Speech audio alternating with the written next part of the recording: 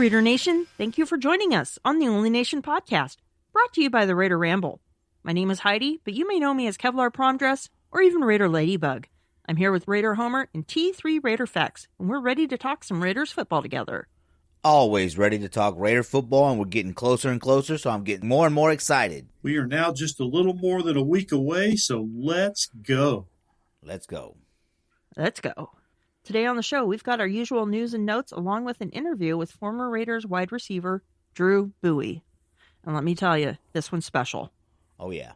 We would love to hear from you, Raider Nation, so here's how you can get in touch with us. Leave us a message on the Only Nation podcast voicemail line at 904-701-8667. That's 904-701-8667. Or you can also text us at that number. Our email address is onlynationpod@gmail.com, and we can also be found on Twitter and Instagram at onlynationpod. You can also check us out on Facebook and YouTube at The Only Nation Podcast. Be sure to like, follow, and subscribe to us on your favorite social media accounts and podcasting apps.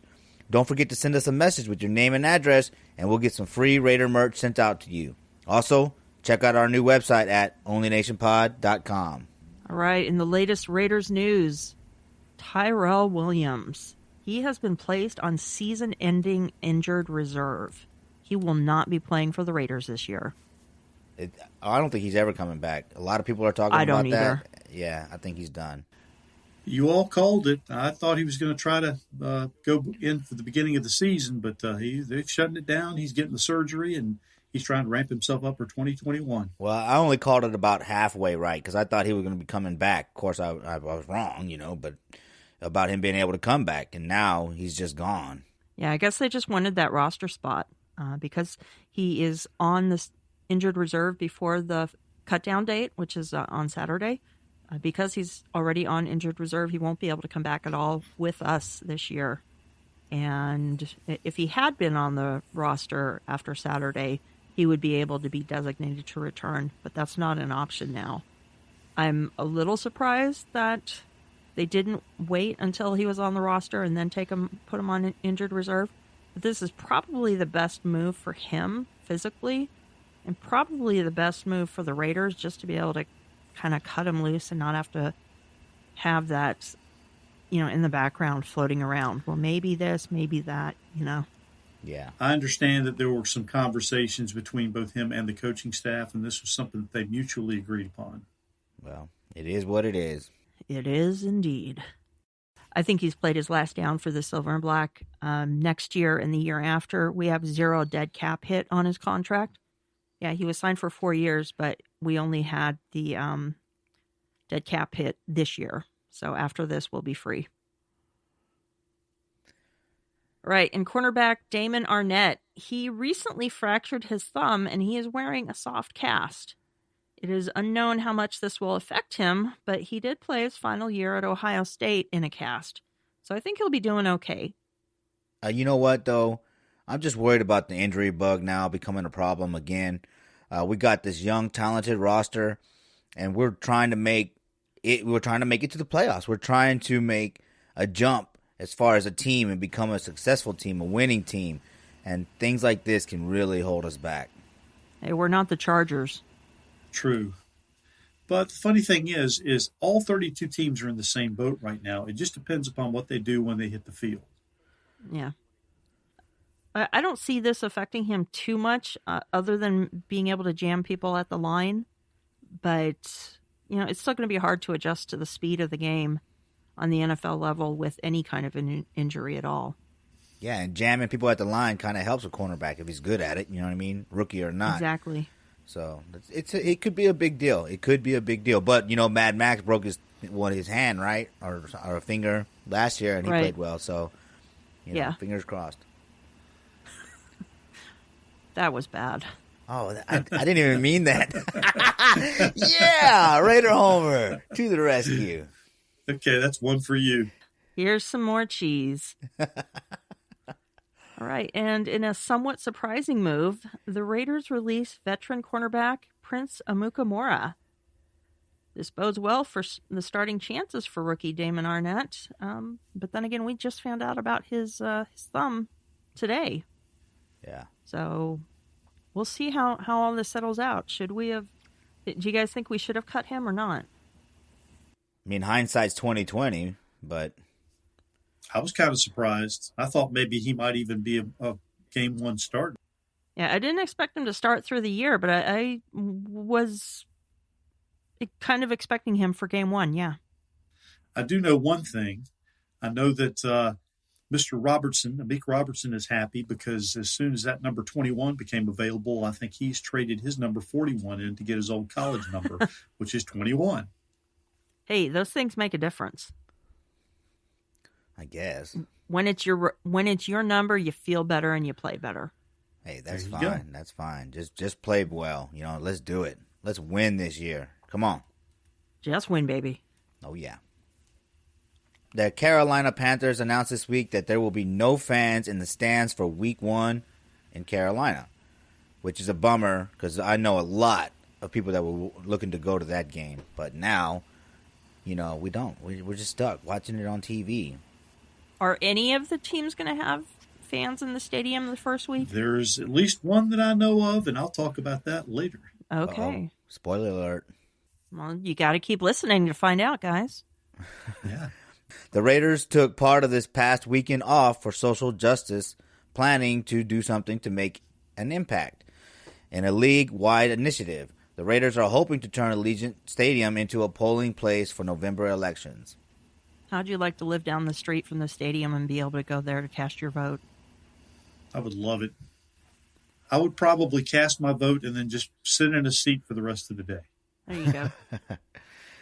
It's good, though, that they're taking part. They're trying to do something, the Raiders have always been about social justice, and diversity and inclusion and all that. So it's good to see Mark Davis taking those steps that are, following in his father's footsteps, so to say, and trying to do something, for people that he cares about, his players. It really matters to his players what's going on in today's world. It matters to all of us. So, it's nice to see the Raiders are still about social justice and still about diversity, and they're still about making an impact. With that being said, Brent Musburger is okay after a mishap on his Montana ranch, where he broke 2 ribs. He will be recovered enough to call Raiders games this year. Man, we're just breaking bones left and right, huh? Mm-hmm. God. Montana Cowboys. I can say there's probably a couple fans that aren't thrilled that he's going to be back calling games. Well, I'll tell you, I'm one of them. I'm with it. Wish he'd go ahead and pass the torch. Yeah, he's not Greg Papa, that's for sure. He needs to just go ahead and concentrate on his gambling and his casinos and all that stuff, and his betting lines, and let the Raiders go to somebody else. Do you think JT the Brick could handle calling a game like that, play-by-play? I'll take JT the Brick over Brent Musburger any day of the week. Yeah, that would be an interesting call. An interesting. Beth Mowins and Lincoln Kennedy all day, every day. I'd take those. All right. In other news, recently this week, the Raiders traded for Dolphins linebacker Raekwon McMillan. The Raiders send them a 2021 fourth-round draft pick, and they receive McMillan and a 2021 fifth-round pick in the deal. Now, I'll be mentioning him a little bit later in Heidi's High Five. In other news, traded was offensive lineman David Sharp and a 2021 seventh-round pick to the Washington football team, which is what they're being called now, for a 2021 sixth-round pick. Now, this is significant because Sharp was the last remaining member of the Raiders' 2017 draft class. Now there are none. Also waived, defensive end Sharif Finch and offensive lineman Jordan Roos. Nick Nelson failed his physical, so he's gone as well. Now, I spent time on this podcast talking about both Roos and Finch. Yeah, both gone. And Nick Nelson, that's just a sad story. He never measured up physically, and now he's out as well. Also, the Raiders released Rod Smith and Jordan Devey. The Rod Smith release didn't surprise me, but the release of Jordan Devey did. And I hate that we couldn't trade him for something, maybe a fifth or sixth rounder. If we got something for Sharp, we could have at least gotten something for Devey. At least I believe so. Yeah, I really like Devey. I would have loved to have him on the roster. Yeah, he did well last year. He came in as a center, right? And he was really a guard. So I think he was valuable, but But I guess getting run over by Maurice Hurst didn't help him any, I wonder how his camp went, At points, he came in for both Rodney Hudson and Gabe Jackson. Yeah. Well, as long as they didn't keep Brandon Parker over him, I'll be able to accept it.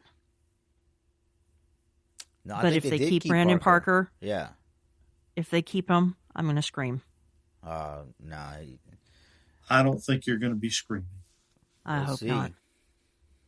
Parker experiment needs to end. If they traded Sharp away, I don't think they're going to keep Brandon. Yeah, because I consider Sharp a much higher level player than Parker.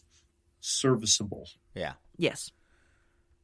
But at least they got the draft picks back from him, so he had value. He gave us some draft picks. We're stacking up those draft picks, which, goes to show that I think they're going to build to the draft. There's a whole bunch of talk about trading for the Jacksonville Jaguars defensive end. Of course, he went somewhere else, but a lot of people are talking about trading for players because we're right there at the cusp, but it looks like they want to draft and build a team through the draft, which I really agree with. I really want them to do that.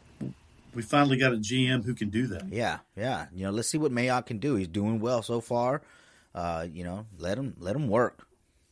Well, considering that we signed David Sharp off the street, I think it's great that we got any kind of picks for him. Yeah. Yes, he was originally drafted by us, but we let him go. And I think he was with the Texans. And right. they let him go, and then we picked him up just off the street. So to be able to get any kind of draft capital at all on him is pretty good. Which is why I was amazed that we did that and didn't get any draft capital at all for Debbie. He must have been having a really bad camp because I didn't expect that at all. Sharp did perform pretty well covering for Trent Brown last year. So there was a little bit more tape on him. And that might have been why. Yeah, sometimes you just don't know what the teams are looking for. Yeah. All right, and that brings us to Heidi's High Five. In this week's version of Heidi's High Five, number 1, the cut down of Prince Amukamara was a surprise to me. I thought he might potentially be a starter and would definitely provide some stability for the back end of that defense. But this tells me 3 things. First, Trayvon is back and healthy. Second, Damon Arnett is already ready to take over as a number 1. And third, Gruden and Mayock have confidence in the young group of defensive backs going forward. But it's going to be tough sledding early, particularly against Drew Buie in week 2. Number 2, the pickup of Raekwon McMillan from the Dolphins was a quality add to the linebacking core, in my opinion, resulting in only a flip-flop of 4th and 5th round picks with Miami. Some people have already asked, why not wait till they cut him? Well, shrewd GMs butter their bread by making good preemptive strikes, and that's what this is. McMillan is a versatile linebacker, but he's also a thumper and a run stopper. After missing his rookie season in 2017, he logged 105 tackles, forced 2 fumbles, and had 1 fumble recovery in 2018. Last year, he played in 12 of 13 games before being placed on injured reserve. I like the move. Number 3, there's been talk about Leonard Fournette, even as Jacksonville continues to purge its roster. So if he hasn't been picked up already, and as of this airing he is not, should the Raiders take a chance on him? Well, if you'll remember, I told everyone that there should be at least 1 big back available after all the cuts are made. I don't think that the Raiders have in their stable right now what constitutes as being the guy to back up Jacobs. Let's see what's out there, but I'm not opposed to giving Mr. Fournette a good look. Number 4, no fans in the stands for week 1 down in Carolina. So the Raiders won't see any fans until, are you ready? Week 5, and where else? Kansas City. Leave it to the Chiefs organization to compromise fan safety in order to simply be able to thump their chests and say, we're number 1. Well, you know what? I believe in 2 things. Just win, baby, and karma is a bitch. Woohoo! Potty mouth. 5. Number 5. 4th round pick John Simpson's already maturing into a starter for that offensive line, and it could come sooner rather than later. Simpson's already said that he's modeling his game after that of veteran guard Richie Incognito, bringing that same tenacity and aggression on the field that every O-lineman needs and that every running back loves. His Clemson coach, Dabo Swinney, has been a coach for nearly 2 decades, and he says that John Simpson has one of the best pedigrees of talent that he's ever seen. Now, John can combine his athletic gifts with the technique, dominance, and a little bit of nastiness from Incognito. We will be, as my boy Q always says, cooking with grease.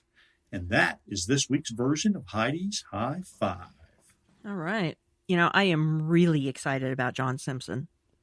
I am too. I love the move, love Clemson Tigers, but him especially. I am really excited to see how he grows and is going to be able to contribute probably sooner rather than later. And that's probably one of the large reasons why they were able to let Jordan Devey go. Yeah, true. I'm curious, since we can only have only Kansas City is allowing fans in, if Raider Nation is going to invade Kansas City, because the Raider Nation is hungry to see this team in person. I wonder what the odds are for us taking over Kansas City. Oh, they're going to try. Oh, yeah. We'll see what happens. Okay, one thing that I've heard about Raekwon McMillan is this, and I want to see what you guys think about it, is that we basically signed Tahir Whitehead because of his coverage ability. What do you think? I don't know enough about him to really have an opinion. There's so much going on right now. I just want Littleton to stay healthy and play well. That's it. That's what I'm looking for. And Kwiatkowski, I should say, the dude. Kwiatkowski. Jesus, we're terrible with names. We are. I think it's a good move. He's a thumper. He is a true linebacker. He's almost kind of in the Matt Millen mold. Mm-hmm. And that's something that the Raiders haven't had for a while. Now, is he going to sacrifice in pass coverage? Yes, he will. But they don't really need him for that. Yeah. Well, that's what we thought when we had Tahir Whitehead. Well, when we had Tahir Whitehead, we didn't have anything else. That's true. I'll give Whitehead one thing, though. He did love playing for the Raiders. He gave his all. He did. And I can appreciate that. Oh, he did. That. And he was really into the fans, too. Yeah. He gave effort, but he was never a difference maker. And the fact that he ended up having to wear the green dot for a time tells you just how depleted that position was. True. Yeah. And I love the idea of having a guy like Leonard Fournette backing up Jacobs.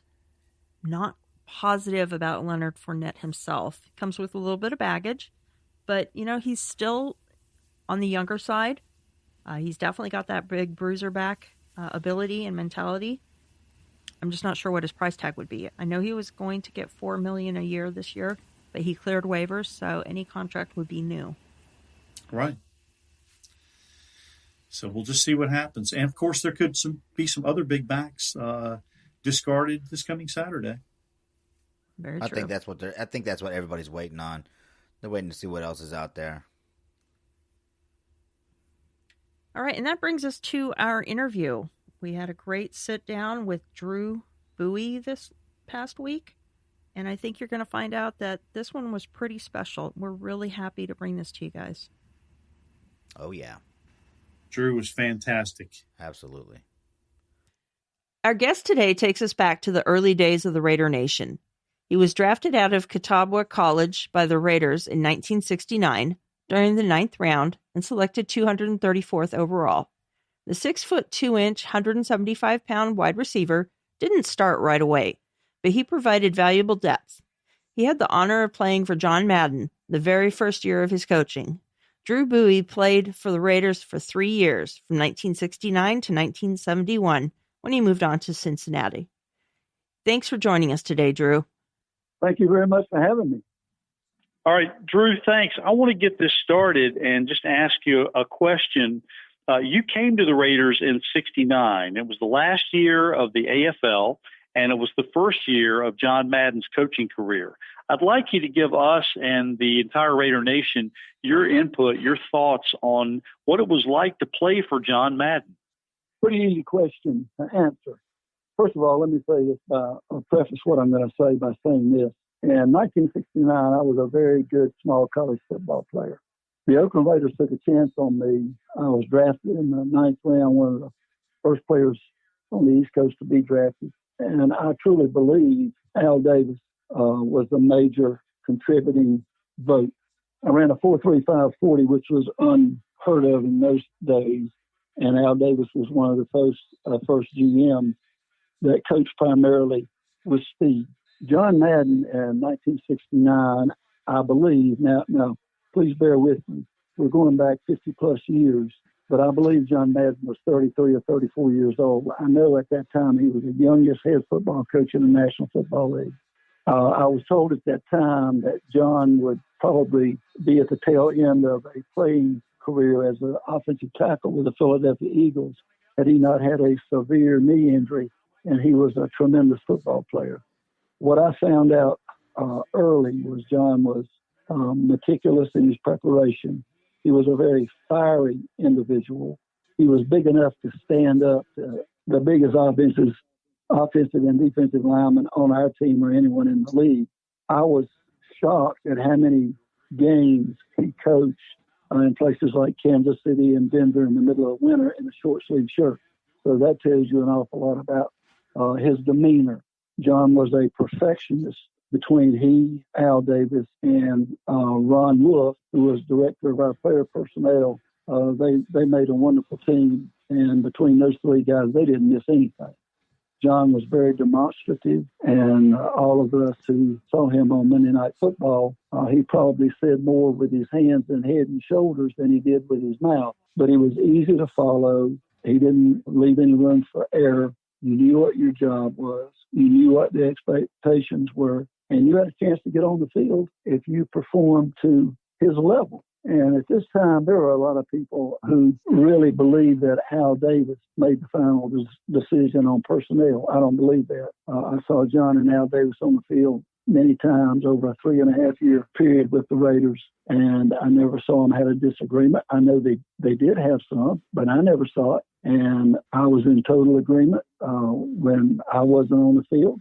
There were guys on the field better than me. I had to wait my turn. I had to learn. I always felt like I was treated fairly. I had a great relationship with Coach Madden. And a little caveat, I'll tell you, I was in the training one time after a very tough loss. I don't remember who we lost to. George Anderson was our trainer at the time, and he was the best I've ever seen. And he and Madden were having a conversation. And after this very tough loss, I was getting my ankle straight, and I heard John Madden say to George Anderson, "Isn't it a shame that we had to lose to learn that lesson?" And I think that can be applied to all of our lives in very different situations. But I appreciate the time that I spent with John Madden. I will always hold it dearly. Wow. Thank you so much. And I've got one other question for you, Drew. Now, in 1970, George Blanda went on this magical run where he came in week after week to play the role of savior for the Raiders.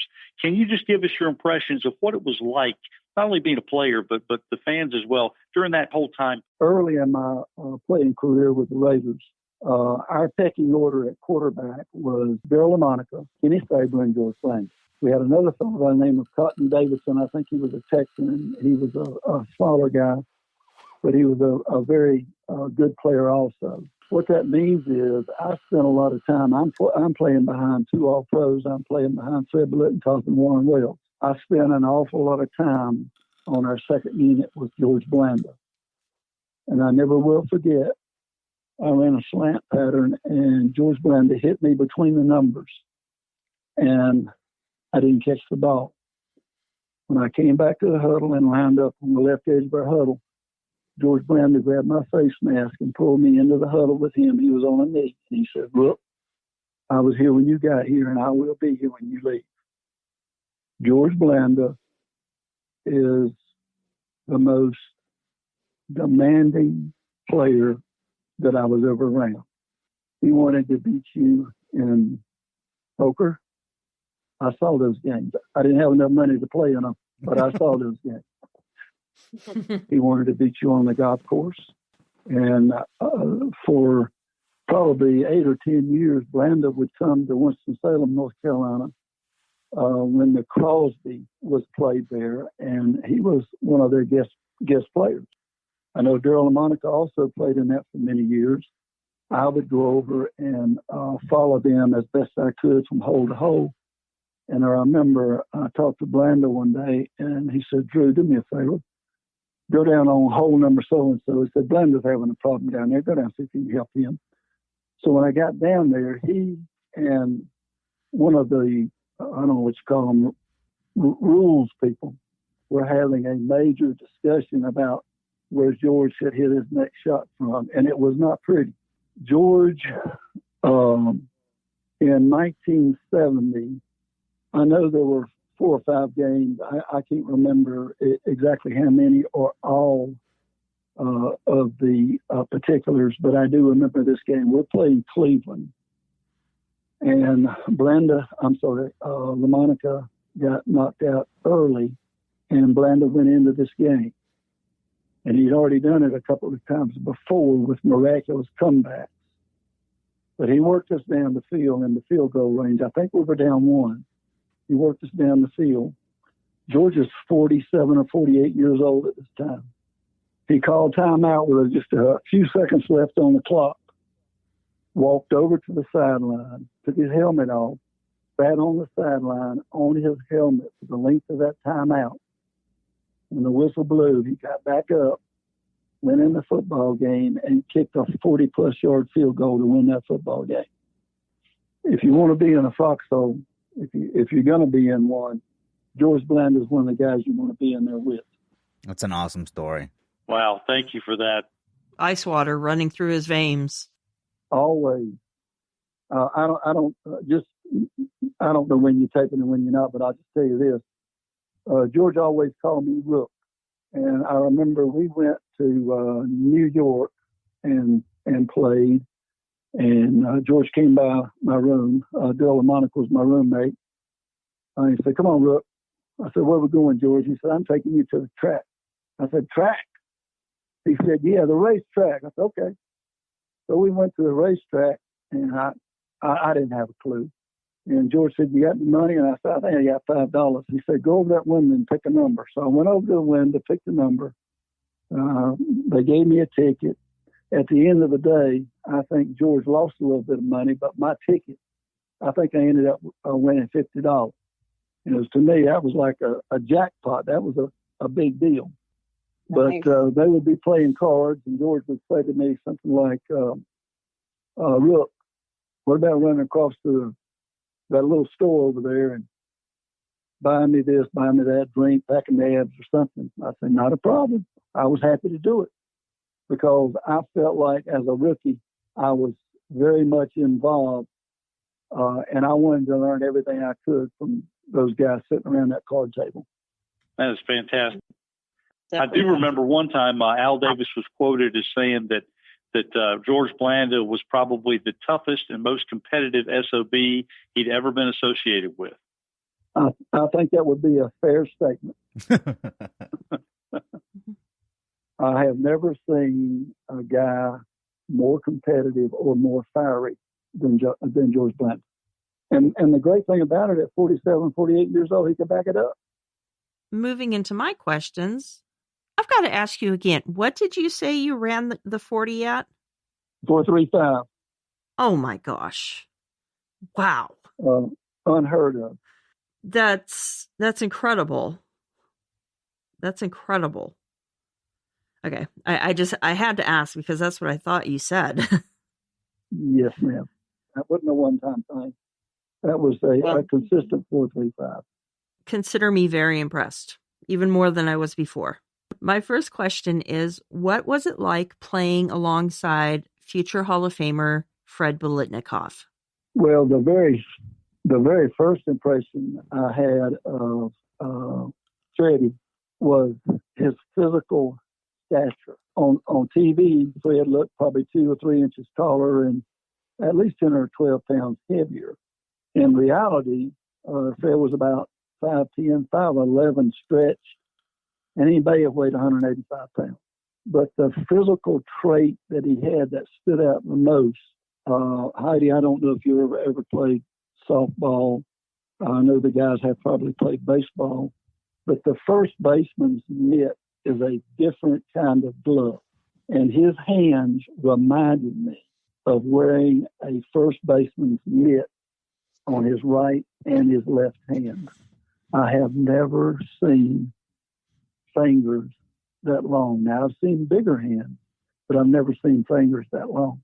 My first year and a half or so, when I was with the Raiders, they would normally play their faster receiver on the line of scrimmage and their more, not slow, but their possession receiver off the line of scrimmage at flanker. So I started out behind Warren Wells and played over there for a year and a half or so. I'm sorry.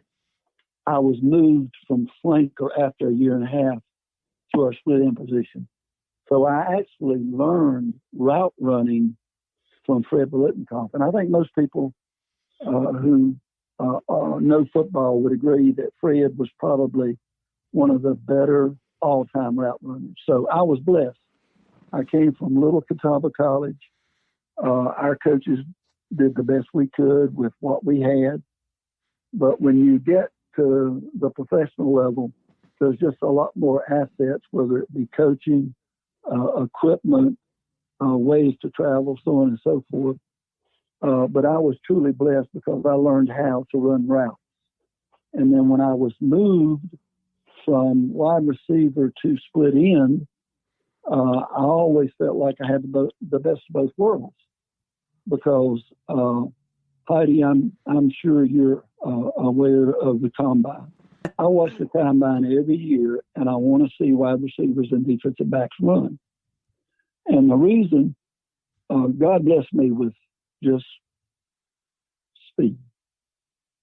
And if you take the 10 or 15 best times every year run at the combine, my 4.35 is right up there with them.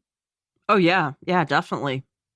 So I felt like I had the best of both worlds because Freddie taught me how to run precise routes and being on the line of scrimmage. And there was not a lot of bump and run pass coverage back in those days. There was some, but not a whole lot. So most of the time the defensive back was going to be off, and I had the speed to get by them by running good routes. And I want everyone, those of you who I'm speaking with and those of you who are listening to this podcast, to understand I was not a great professional football player. I was a good professional football player, had a lot of potential, but when I broke into the starting lineup, I had a game where I caught 2 touchdown passes in the first quarter, and then I hurt my knee in the second quarter. That's how football goes sometimes. But back to Freddie. Freddie was like Kenny Stabler. If you didn't like Ken Stabler and Fred Biletnikoff, there's something wrong with you. Now, Freddie was also very competitive.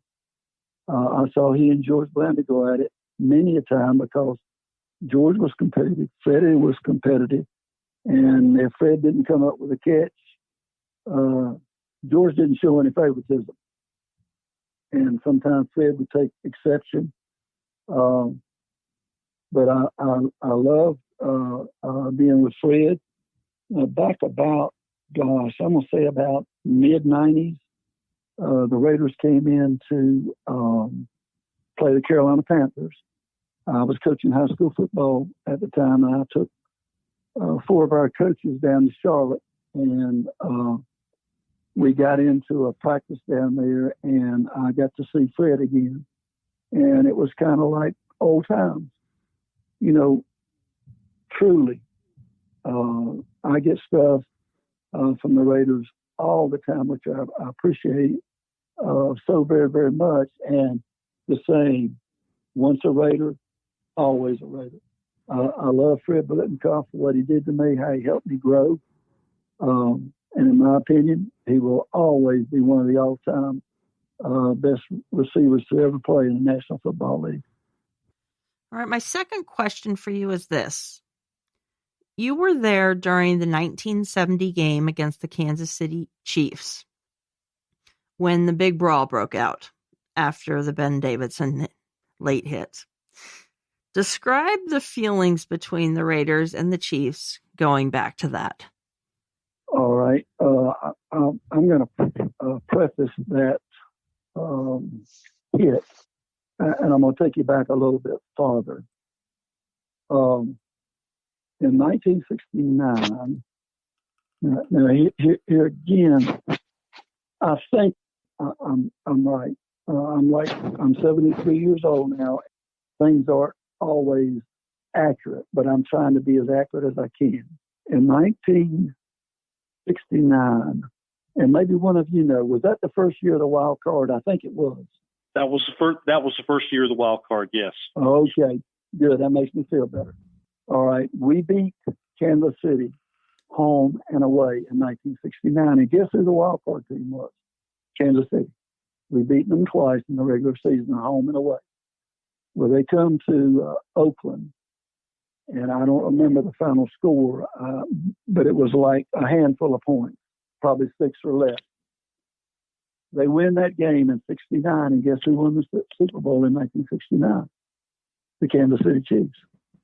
So my rookie year, it was apparent because every single week, not only did we prepare for the team that we were playing that week, but there was always someone talking about the games that we were going to have with the Kansas City Chiefs.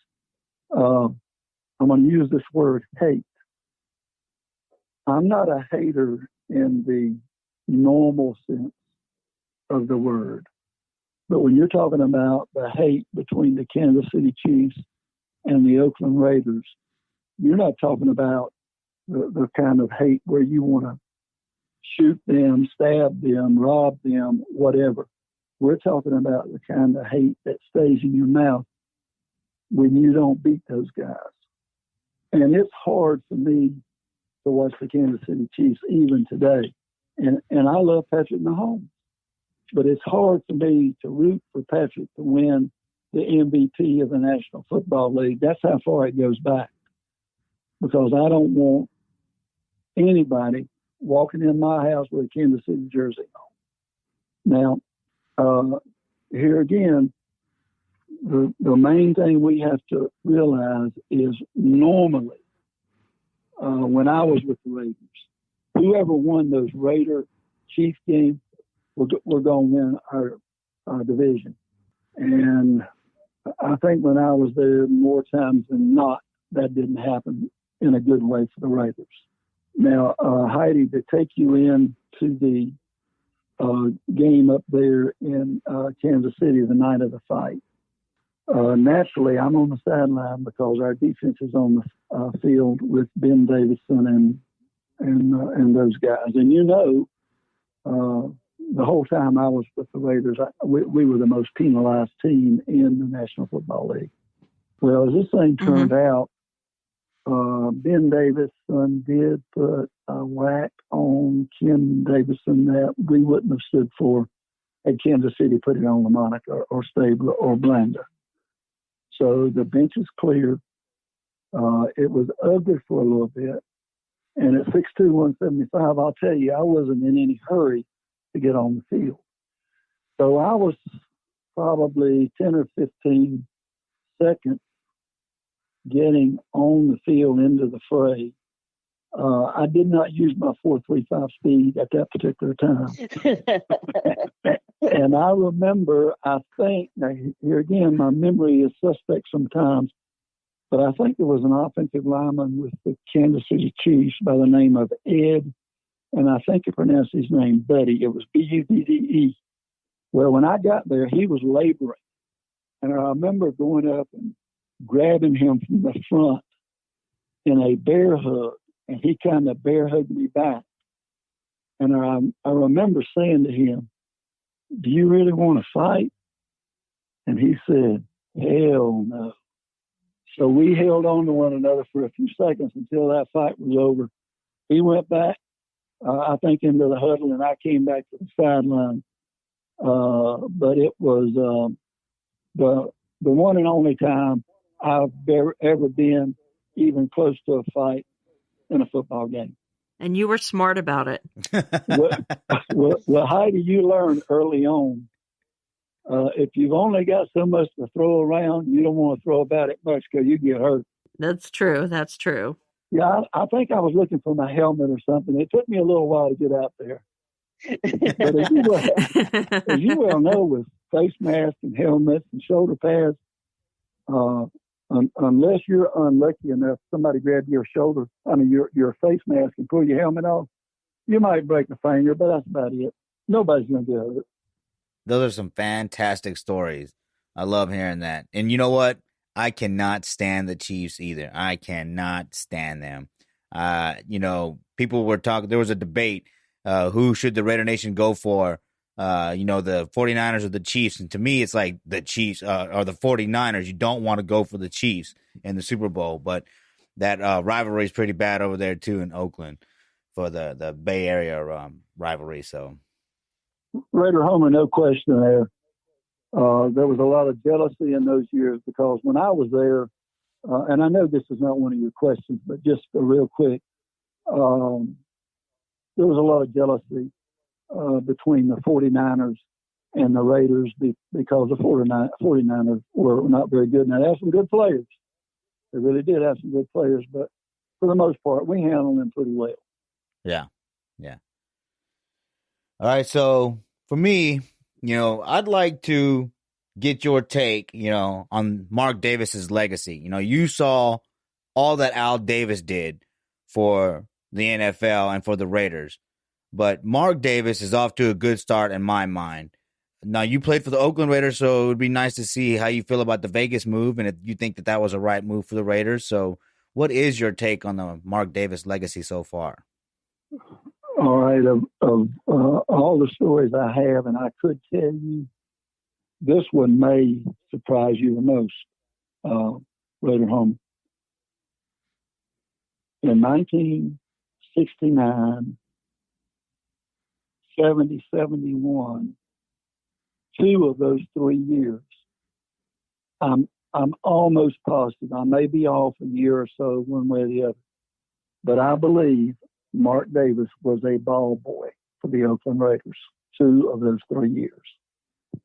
And I remember Al Davis is, to me, and was a type of God. And you can imagine the angst of a lot of our Raider players being around Mark Davis because we wanted to be sure we treated Mark Davis with respect because we had so much respect for Al. Now, maybe I was the crazy one, but I had a wonderful relationship with Mark when he was a ball boy. And we had 2 other young men there. They were probably, maybe 13, 14, 15. One's name was Lou. One name was Bobby. And it was my plan every day because I wanted those guys to feel special. And every time they handed me my roll of socks and shorts, T-shirts, etc., or made sure my shoes were dry or clean, I did everything I could to go out of my way to make those guys feel really special. And we had some other guys like, I remember Dan Connors, our middle linebackers, and others, in a very loving way. They may take those guys and turn them upside down and put them in trash cans. They might take them inside of lockers, but it was all in fun and jest, and we had a great time. And I just hope that Mark Davis remembers those days because I truly loved his father because his father took a chance on a tall, skinny guy from a very small college in North Carolina and gave me a chance to play professional football. And I hold his whole family with great esteem and great affection. Now, I was never fond of the move when the Raiders went to Los Angeles. I hated that move. I feel totally opposite about the move going to Las Vegas. The black hole, this is my understanding. Now, I can't prove this, but I've heard from several sources.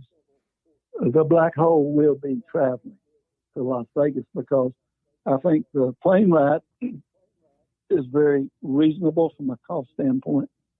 And I think it only takes, I don't know, an hour or so. So don't be surprised to see all of that outfit and those black hole Raiders in Las Vegas. I think the exposure they're going to get, just being in the city of Las Vegas, there's going to be a lot of money in Las Vegas. There's going to be a lot of deals made in Las Vegas. The only thing I'm a little bit concerned with, and my wife and I had this conversation when we were in Oakland. She wanted us to visit places like Tahoe, to visit places like Las Vegas. And my response to her was, honey, I didn't come here to visit Las Vegas. I came here to play football. I knew my job was on the line every single day. There's somebody there to take your position. And I wanted as few distractions as possible. So I am a little bit concerned about the distractions in Las Vegas. But I think it's going to give the whole Raider team, coaching staff, and everyone involved with the team a shot in the arm. It's going to be a new environment. The Oakland Alameda County Coliseum is, if not the oldest, probably one of the oldest in the National Football League. And I think just the newness and opening up a new stadium, I just hate the pandemics out there, but, it is what it is. But I look for great things. I think the Raiders are going to get going. All right, cool. And so you played with the greatest of the great quarterbacks that played for the Raiders. And there's a lot of debate as far as to where Derek Carr stands in this history of Raider quarterbacks. So what are your thoughts on Derek Carr after seeing so many Raider QBs come and go after the greats that you played with? All right. Very honestly, I think the jury's still out on Derek Carr. Is he talented? Very much so. But when I look back at George Blanda, Daryl LaMonica, Kenny Stabler, those are the three that I know best. I see three great leaders. And they all did it in a different way. George Blanda would cuss you out. He would kick you in your butt. Daryl LaMonica, they called him the Mad Bomber for a reason. He was going to get that football down the field. And when you started playing down the field throws, he could hurt you underneath. Kenny Stabler was a precision passer. He could move around a little bit. They call him the snake for a reason. He could snake out of there, find receivers down the field, throw darts. He could also get it down the field. And the reason guys played for Kenny is because he was such a good guy. He loved everybody on that team. He treated everybody the same way. And he was a man's man. He'd drink a beer with you. He'd fuss with you. He'd fight with you. High expectations. I'm too far away from the game, Raider Homer. I'm too far out of that locker room now. But just from what I'm seeing on TV, I don't know that Derek Carr commands that kind of respect. I'll have to pass judgment later on. I think he had a lower extremity injury. I was starting to feel really good about him. But since he's come back from that injury, I just haven't quite felt the same. And I want him to be. I want him to be that leader that all of us in Raider Nation want. But I think the jury's still out on him. Yeah, it's a hot topic right now. But yeah, my fingers are crossed because, I've been a fan since 1990. And, we went through Jay Schrader. We went through Jeff George, Vince Evans. We had Vince Evans for a while. It's just so many, Carson Palmer. So many quarterbacks have come and gone. I like the fact that Derek, comes back from injury and plays injured. But yeah, the debate is we're not winning. But it's hard to say that because we haven't been winning for such a long time. So yeah, hopefully this year he can show the Raider Nation what he really is about. I want him to. I want him to be successful. Yeah. Drew, I want to thank you so much for coming on with us. Is there anything last minute, anything last minute you would like to say to the Raider Nation in terms of what you want them to know about the Raiders, or what a big takeaway is for you about the Raider organization? There a lot of things I could say. Let me just real quickly make a couple of points. The first point I want to make is just kind of off the top of my head, I'm going to fire off a few names of players who are either great players or Hall of Fame players, or both. And then I want to make a point behind that. Jim Otto, Gene Upshaw, Art Shale, Billy Cannon, Willie Brown, Fred Biletnikoff, George Blanda, John Madden, Tom Flores, Namile Wilson, George Atkinson, Jack Tatum, Raymond Chester,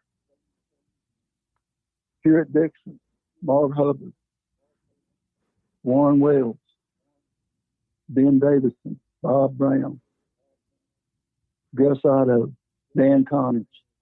The list could go on and on and on. The reason I say that, and the point I want to make, is my name is Drew Buie, but I am of Raider Nation, just like Tom Jones, just like Raider Homer,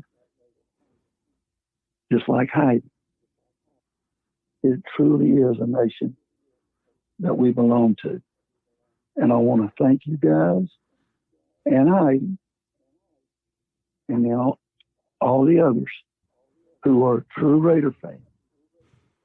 Not those fans who were Raider fans 10 years ago, but because we haven't been winning, they're now not Raider fans. I really do appreciate true Raider fans. And I appreciate you guys having me on. And all I can say, 2 words, go Raiders. Go Raiders. Go Raiders. Yes, thank you for coming on the show. Really appreciate you being here. Last thing for me, and I know you guys get late, but Tom, I think I told you, I did not even know that there was a bunch of folk like you who truly care and love the Raiders. I didn't even know that. So thank you. Oh, absolutely. Yeah. Well, thank you. Long thank you time. for sharing Thanks your so stories. much. All right, listen, guys, y'all go about what you need to do. All of you stay safe, and I hope we can talk again. You as well. Perfect. Thank you so Likewise. much. Thank you so much. Good night, Drew. Yeah, good night. Good night. Night, guys. All right, and that was our interview with Drew Buie. Thank you again, Drew, for coming and talking to us. We really appreciate your time, and we loved your stories. Man, I'll tell you what, I was just soaking in Raiders history, just year by year, story by story. And it really makes me proud and happy to be a Raider fan. Oh, yeah. He had some great stories. I love the one, right, Heidi? We were talking about it. Yeah. The fight one. You really want to fight? No. You just sit there and bear hug each other for a little while. Took his time getting his helmet. Oh, that was great. Great stories. I've been in that same position on the football field before, too. Just hooking up with somebody and doing a dance, not getting into a fight. Not me. I ran right in there and threw my helmet into the whole pile. Shit. I don't think you had 4.35 speed either. Well, no, it took me a long True. time to get there, but I got there. All right, and then that brings us to Homer Did You Know? All right, now I'm going to give you all a choice. There are 2 players that I'm going to give you a little bit of information on. You have a choice between either Otis Sistrunk or George Blanda. So who do you want to go with? Wait, are you doing this because I've been getting all these wrong? No. I've got to go, in honor of our interview, I've got to go with Blanda. I kind of figured you'd go that direction. So here we go. So this comes to us from former defensive lineman Tom Keating and can be found in the book Slick by Mark Grabowski, written several years ago. It's about one of the teammates of tonight's guest, kicker and quarterback George Blanda. Now, George was ornery, and whenever he didn't play, he thought there was a whole plot against him going in to lead the team because of his age. So during a game in 1971, one that he knew he wasn't going to be seeing any playing time in, he got really mad. He was convinced that if he was just given a chance, he would lead the Raiders to a Super Bowl. So before going out on the field, George, along with Kenny Stabler, who he'd taken in under his wing, was smoking a cigarette in the tunnel before going out onto the field. That's not really all that surprising. And then Keating noticed that inside George's helmet was 3 pieces of fried chicken. George figured if he wasn't going to play, he was going to eat on the sidelines in protest, and Stabler was going to join him. Now, I know you've all heard of a bucket of fried chicken before, but this is the first and probably only time that I've ever heard of a helmet of chicken on the sidelines during a professional football game. All courtesy of number 16, Hall of Famer George Blanda. Did you know? How did that not turn into a commercial? That is better than Mark Sanchez and the hot dog. Isn't it, though? Well, we know now. I did not know that story. No, I did not. I need to read more. All right, George, way to go. All right, here's the best segment of the show, Heidi's Heroes. Believe it or not, I'm walking on air. I never thought I could feel so free. Flying away on a wing and a prayer. Who could it be? Thank you, Homer. You're welcome. All right. Regardless of where you stand on COVID-19 and its management, chances are that you've been affected by mandatory mask mandates. There's still debate on their efficacy, but many people believe that they help slow the spread of the virus. Masks can be a pain, though. They can make you feel like it's harder to breathe, fog up your glasses, and interfere with communicating with others. That's why Shannon O'Toole, wife of Raiders coach John Morton, developed a new way to be protected from the virus without using typical masks. She developed a mask that allows you to wear a clear shield over your face and protects you from any gaps between the shield and your head. This makes it easier to breathe, saves your glasses from fogging up, makes it easier to communicate because we can actually see each other's facial expressions. This could really be beneficial to someone when you're talking to them and they're hard of hearing. That way they can read your lips. She calls this invention Shan Shield, and makes her my hero this week simply because anyone who can make wearing masks more bearable is a hero in my book. I mean, Raider Nation, we wear masks all the time. You know, we're used to it. But that's cool that this little invention came out because, yeah, it gets hot. That's for sure. It gets hot in those masks. You would know, Homer. Oh, yeah. Oh, man, I'm always sweating by the end of Monday Nights Live. I'm like, oh, my God, just drenched in sweat. Yeah. Now, yours is not just a mask.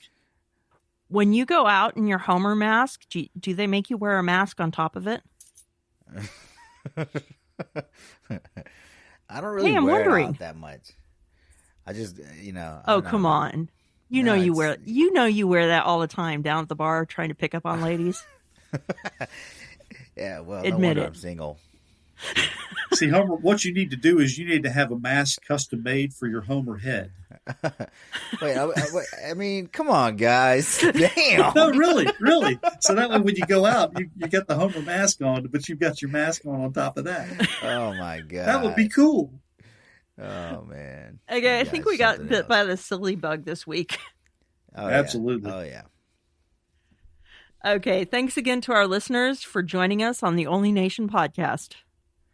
All right, be sure to contact us, Raider Nation. We want to hear from you, 904-701-8667. Leave a voicemail or send a text message to that number. You can also email us at onlynationpod@gmail.com, and you can find us on Twitter and Instagram at onlynationpod.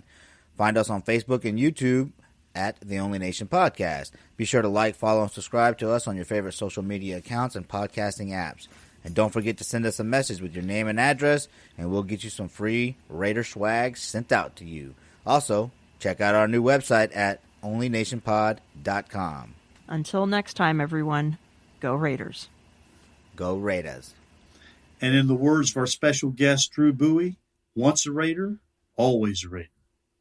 Amen.